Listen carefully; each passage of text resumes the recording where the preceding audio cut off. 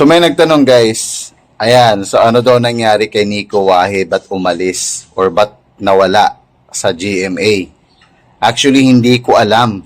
So medyo gumawa ako ng konting research. Wala talaga mahanap. Ang pagkakatanda ko guys, itong si Nico Wahe, sumikat ito last July. July, di ba? Nung nag-cover siya sa weather presenter nung mga panahong iyon dahil may bagyo. Tapos sumikat siya dahil sa itsura niya, di ba? So doon siya nakilala and nag-trending nga.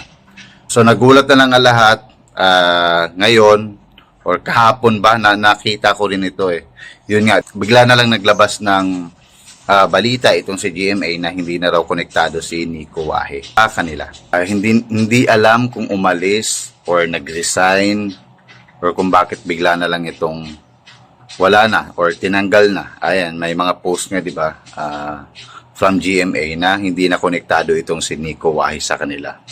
So, yun yung mga tanong ng mga fans niya kung bakit anong nangyari at bigla na lang itong nag-resign or nawala.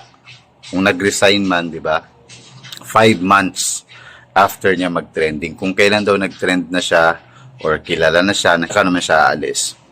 Hindi ko rin alam kung ano nangyari. Medyo nag-research ako konti pero wala talagang makitang sagot. Diba? So, baka kung alam nyo guys,